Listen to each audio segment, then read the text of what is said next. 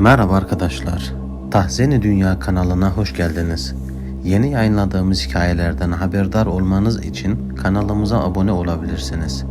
Görüşlerinizi yorumlarda bildirmeniz kanalımızın gelişip büyümesi açısından önemlidir. Hepinize teşekkür ediyorum.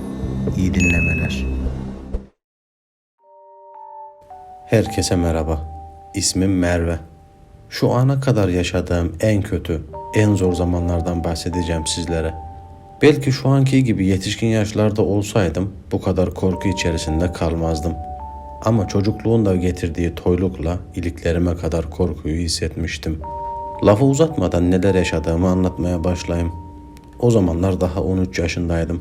Normalde en tatlı günlerimiz diyebileceğimiz yaşlardı. Çok güzel bir evimiz vardı. Bahçeli falan. İçerisinde ağaçların olduğu yeşillik içerisinde bir ev. Bahçemiz diğer komşuların evlerine nazaran çok daha genişti. Geniş ve oyun oynamaya çok daha müsait bir bahçeydi. Diğer arkadaşlarımın evlerinin bu kadar geniş değildi bahçeleri. Bu yüzden en uygun bahçe bizimkiydi.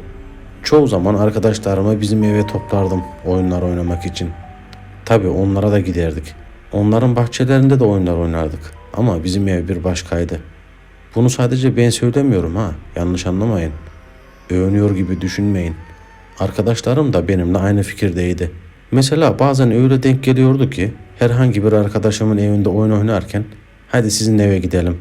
Orası daha iyi, daha geniş, rahat oynarız derlerdi. Ben de çocukları toplar bizim bahçeye getirirdim. Annem babam hiç kızmazdı. Aslında kızmak akıllarına bile gelmezdi. Gözlerinin önünde olurduk hep. Diğer çocukları da çok severlerdi. Annem acıktığımız zaman hepimize yemek koyardı. Hiçbirimizi ayırmazdı. Oyun aralarında mesela çağırıp peynirli domatesli dürüm falan verirdi. Yemeğe kadar iyice takatimiz kesilmesin diye. Çünkü biliyordu oyunu bırakıp da gelmek istemeyeceğimizi. O zamanki yediğimiz dürümleri şimdilerde saraylarda envai çeşit yemeklerde bulamazdık eminim. Bazen hep beraber ders çalışırdık. Ödev yapardık. Bazen de saklambaç gibi oyunlar oynardık. Saklambaç en sevdiğimiz oyunlardandı. Hele yaz aylarında oynadığımız saklambacın tadına hiç doyamazdık. Yine bir yaz ayıydı. Hava geç kararırdı malum. Biz de geç saatlere kadar oyun oynardık. Diğer arkadaşlarımın ailesi bizimkileri tanırdı zaten. Onların da gözü arkada kalmazdı. Yine saklambaç oynuyoruz ama bu sefer oynamak için havanın kararmasını bekledik. Karanlıkta oynamak daha kolaydı ve daha eğlenceli olurdu. Bir o kadar da zevkli. Sıra bana gelmişti. Ben ebeydim. Bilirsiniz duvara kapanırdık çoğu zaman. Yine kapandım duvara kollarımla. Sonra sesli bir şekilde 100'e kadar saydım. Gözümü açtığımda kimse kalmamıştı. Oyunu birkaç arkadaş, 2 de bizden yaşça küçük çocuklarla oynuyorduk. O ikisi 5 ya da 6 yaşındaydı. Neyse bunları ararken bir yerden gülme sesleri geldi. Küçük çocukların güldüğünü anladım. Ben de tebessümle sesin geldiği tarafa doğru gittim. O tarafa doğru gittikçe gülme sesleri arttı. Ben de onlara doğru sizi görüyorum dedim. Halbuki gördüğüm falan yok. Saklandıkları yerden çıktıklarında nasıl olsa onlardan hızlı koşup ebe yerine hemen varıp söbelerdim. Ama iş benim düşündüğüm gibi olmadı. Çıkmadılar saklandıkları yerden. Bu kıkırdamalar, gülüşmeler bir süre sonra durdu. Onun yerine acı bir çığlık duydum. 2 küçük çocuk girdikleri yerden bağırarak çıktılar. Ne kadar korktularsa artık yüzlerinden belliydi. O kadar korkmuşlardı ki oyunu devam ettirip sobeleyemedim bile. Diğerleri de bağırma seslerini duyunca saklandıkları yerden çıkıp koşarak yanımıza geldiler. Tabii annem de duyup gelmişti. Anneme koştular hemen. Anneme sarıldılar. Annem ne olduğunu, korkmamalarının gerektiğini falan söyledi. Çocuklar bizim evin arka tarafına doğru ufak bir kiler vardı. Bir tarafını kiler olarak, bir tarafını da odunluk olarak kullanıyorduk. Bir odasında da kullanılmayan eşyalar vardı. Oraya girmişler. Orada canavar gördük dediler. Çocukluk aklı ya bu. Kocaman ayakları vardı. Dişleri kocaman, sivri bize bakıyordu falan dediler. Gözleri parlıyordu. Simsiyah bir canavar. Çocuklar öyle deyince ben de canavar mı? Bizim evde canavar ne geçsin? Siz öyle sanmışsınız ama orada canavar yok ki. Hem olsa hepimiz burada ham yaparlar dedim. Biraz olsun cesarete gelsinler diye ama vardık. Vardı, gördük dediler. O gözlerindeki korkuyu görünce aslında ben de biraz tırsmıştım. Annem kilerin kapısını açtı. İçeriye hep beraber baktık. Göz gezdirdik. Ama dediğim gibi ne çocukların bahsettiği gibi bir yaratık ne de başka bir şey yoktu. Kapı kapalı olduğu için ancak bir insan kapıyı açıp girebilir içeri. İri bir hayvanın girebileceği delik ya da pencere falan yoktu. İçerisi karanlık olduğu için çocuklar benzetti galiba dedim. Ama hayır, benzetmedik. Canavar bize doğru baktı. Ulumaya başladı. Hırıltılar çıkardı dediler. Bu sefer de belki dışarıdan bir köpek havladı. Siz içeride sandınız dedim. O yaratığın gözlerini gördüklerini, onlara doğru garip sesler çıkardığını, uluduğunu, ayaklarını yere sürttüğünü söylediler. Baktık ki çocuklar bu kadar korkmuşlar. Bu kadar saklambaç yeter. Gelin oturalım dedik. Bahçemizde söğüdün altında masa vardı. O masaya oturduk hep beraber. Sohbet edelim dedik. Annem içeri gitmişti. Baktım ellerinde tabaklarla geliyor. Poğaçayla içecek falan getirmiş. Yiyip içtikten sonra herkes evine dağıldı. Ben de eve geçtim. Üstümü falan değiştirip biraz oturdum. Televizyona baktım. Annemler biraz sordular bana. Sen de bir şey gördün mü falan diye. Ama ben ebeydim. Dışarıdaydım. Zaten ben içeri girmeden onlar koşarak çıkmıştı dedim. Çay faslı falan geçtikten sonra herkes yatağına geçmişti. İstemesem de kafamda o çocukların dedikleriyle düşüncelere daldım. O ara uyumuşum. O gece rüyamda bizim kileri gördüm. Biz bahçede arkadaşlarımla oyun oynarken birisi gelip burada oynamayın, bizi rahatsız etmeyin diyordu. Çocukluk aklı ya, bir anlam çıkaramamıştım o zaman. Uyanınca anneme anlattım rüyamı. Annem de dün etkilendiğiniz için görmüşsündür dedi. Bu olayın üstünden biraz zaman geçti.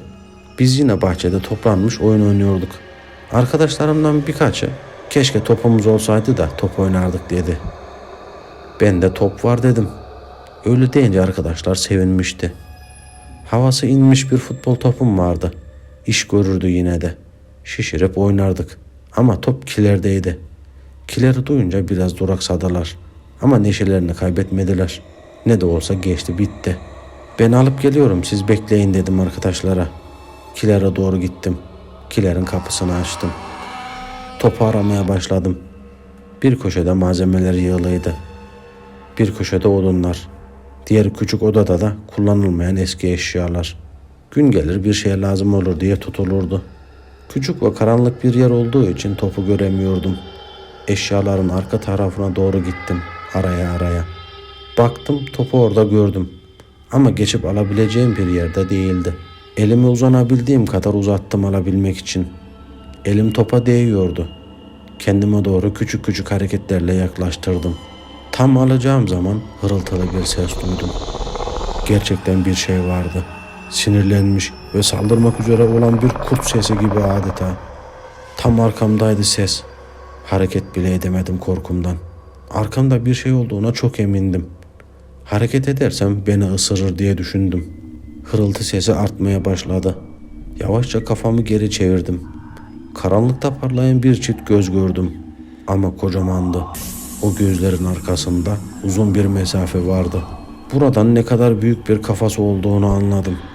Topu seçecek kadar ışık vardı ama yaratığa baktığımda gözünden başka bir şey görecek kadar ışık yoktu. Koşarak çıktım kilerden. Anne diye bağırdım. Anne bir şey var. Koş dedim. Annem eline uzunca bir sopa aldı. Siz çekilin. Şimdi çıkarsa size saldırmasın dedi. İçeri girdi. Ben de anneme bir şey yapar diye endişeyle bekliyordum. Annem çıktı az sonra. Hiçbir şey yok dedi. Ama vardı. Gözleri büyüktü. Bana hırladı diye anlattım. Zaten içerisi küçük. Saklanacağı fazla alan yok. Giren kişi şöyle bir baksa eğer bir hayvan vesaire varsa görür. O yaratığı bulamadık. O günü bu düşüncelerle bitirmiştik. Akşam olmuştu. Biraz da oturduktan sonra yatmaya geçmiştik. O gece yine rüya gördüm. Yine o kilerdeydim. Ve o büyük gözler karşımdaydı. Bizi rahatsız etme diye konuştu. Sesinin şiddetinden kiler sallanıyordu ve başıma eşyalar düşüyordu. Ben de kaçmaya çalışıyordum. O rüyadan sonra kilerde normal şeyler olmadığını anlamıştım. Bundan anneme bahsetmedim. Ne diyeceğini biliyordum çünkü. Etkilendiğimi söyleyecek ve beni sakinleştirmeye çalışacaktı. Kafama bu kadar takmamamı, düşünmememi söyleyecekti. Bu konuşmayı yapmadım.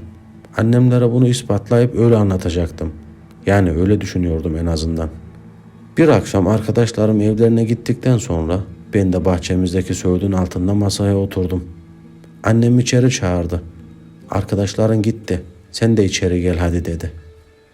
Birazdan geleceğim anne. Geç sen dedim. Amacım o kömürlüğe girmek ve her ne varsa bakıp ortaya çıkarmaktı. Çok korkuyordum. Dizlerim titriyordu. Ama sadece kilerden değil. Bahçede oturmaktan da, evde yatmaktan da, uyumaktan da. Kısacası evden komple korkar olmuştum. Annemin içeri girdiğini gördüm. Yavaşça kiler tarafına, evin arkasına doğru yürüdüm. Kapısını olabildiğince yavaş açtım. Sesini annemin duymasını istemiyordum. Önce içeri girmedim. Kapıdan sadece kafamı uzatıp baktım. İçerisi çok karanlıktı. Hiçbir şey göremiyordum. Hava da karardığı için en ufak bir ışık yoktu. Eve girdim. Annemin elektrik kesilirse diye mutfaktaki çekmecede sakladığı mumlar vardı. Onlardan bir tanesini ve tezgahın üzerinde duran kibrit kutusunu aldım. Anneme yakalanmadan çıktım bahçeye. Kilerin önüne tekrar geldim. Titreyen ellerimle kutudan bir kibrit çıkardım. Mumu yaktım. İçeri girmeden kafamı hafifçe uzattım. Ama eski eşyalardan ve malzemelerden başka bir şey yoktu. Bir adım attım içeri. Diğer adımım dışarıdaydı. Kapıyı tutuyordum bir yandan da. Elimdeki mumu da olabildiğince ileri doğru uzattım.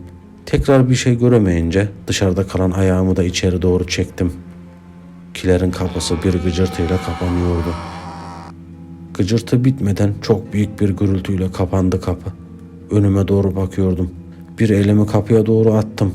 Açmaya çalışıyordum ama açamadım. O köhne kapı sanki koca bir çelik kapı gibi ağırlaşmış, açılmamıştı. Elimdeki mum titremekten yere düşecekti neredeyse. Kapıyı açamayınca orada öleceğimi sandım. Çok geçmeden o hırıltılı ses yine geldi. Ve karanlığın içinden bir çift göz bana baktı. Mumu ileri doğru uzattım. Sadece gözleri vardı. Yüzü yoktu. Ben mumu uzatınca geri doğru çekildi. Gözler uzaklaştı ve küçüldü. Canı yanar gibi sesler çıkarmaya başladı. Eriyen mum parmaklarıma aniden damlayınca birinin dokunduğunu sandım. O korkuyla mumu fırlatıp bir hışımla kapıya doğru koştum. O kısacık anda kapı açılmazsa ne yapacağım diye aklımdan geçirdim. Kapıya halleşince kapı açıldı. Dışarı çıkıp hemen örttüm tekrar. Arkasına geçip kapının kolunu tuttum. İki elimle de kapıyı açılmasın diye itiyordum. İçerideki şey acı acı bağırıyordu. Ben ağlayarak kapıyı tutuyordum. Ses kesildiğinde kapıyı bıraktım. Geri geri kilerden uzaklaştım. Sonra da eve girdim. Banyoya girip ellerimi ve yüzümü yıkadım. Ellerim kapkara olmuştu nasıl olduysa. Sesimi hiç çıkarmadan salona geldim. Annemle babam televizyon izliyorlardı. Çok geçmeden dışarıdan komşularımızın çığlıkları gelmeye başladı. Dışarı çıkın, yangın var diye bağırıyordu herkes. Bunu duyunca gözlerimiz fal taşı gibi açıldı. Hemen dışarı koştuk. Kömürlük yanıyordu. Az önce attığım mumdan dolayı eşyalar tutuşmuştu. Yangın evi sarmadan mahalleli söndürdü. Benim yüzümden olduğunu anlamıştım. O korkuyla mum mu kaldı ki aklımda? Korkudan ve o suçluluktan konuşamıyordum. Belki içinde biz dayanacaktık ama yangın komşular sayesinde erkenden fark edilmiş ve söndürülmüştü. Yangının neden çıktığını ben söyleyene kadar anlamadılar. Bir gün anneme söyledim. Anne, sana bir şey söyleyeceğim ama lütfen bana kızma. Kızmayacağına söz verirsen anlatacağım. Annem de tamam dedi. Ben de başladım anlatmaya. Bütün olanları anlatmıştım. Yaşadıklarımı, gördüklerimi. Anlattığımda söz vermesine rağmen çok kızdı tabii. Kızım sen bizi öldürecek misin dedi. Anlatmazdım anlatmasına ama tek başıma mücadele edemeyeceğim sorunlar başlamıştı. Geceleri korkutuluyordum. Bir de seni yakacağız, seni yakacağız diye sesler duyuyordum. Bunları anneme de babama da anlattım. Annem babam da bunun böyle olmayacağını, bir hocaya danışmamız gerektiğini söyledi. Kısa zaman sonra bir hoca buldular annemler. Hocanın adresini alıp yanına gittik. Hocaya olanları anlattık. Biz anlatırken de birkaç malzemeyle birlikte suya bir şeyler yapıyordu. Sonra o suya baktı. Az bir süre öyle baktı. En sonunda kafasını sallamaya başladı, anlamışçasına. Sonra bize döndü ve anlatmaya başladı. Hoca o kilerde bir cinin yaşadığını ve benim onu yaktığımı söyledi. Sadece eşyaları, malzemeler yakmakla kalmamış, bir de cin yakmışım. Normalde cinler kesinlikle kısasa kısas yapmadan anlaşmazlar. Ama kiler sahipli, yani bizim olduğu için onun kileri işgal ettiğini söyledi hoca. Sonra bilmediğimiz dilde bir şeyler konuşarak muska yazdı. Muskaya takmamı, banyo haricinde üstümden çıkarmamamı söyledi. Muskaya taktıktan sonra bir daha rahatsız edilmedim. Uykularım falan düzene girmişti. Evden, bahçeden artık korkmuyordum.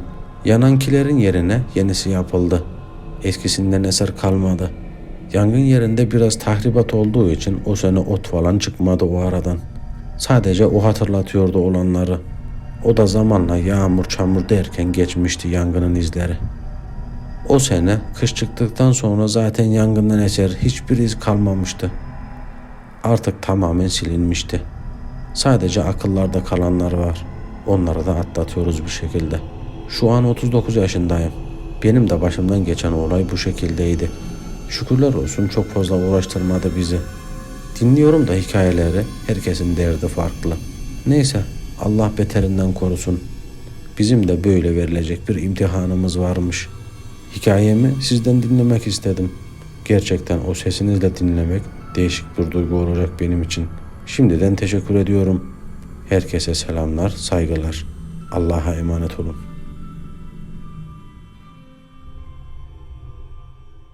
Hikayemiz bu kadar arkadaşlar.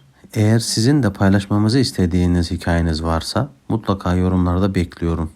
Bir sonraki hikayemizde görüşmek üzere. Teşekkürler.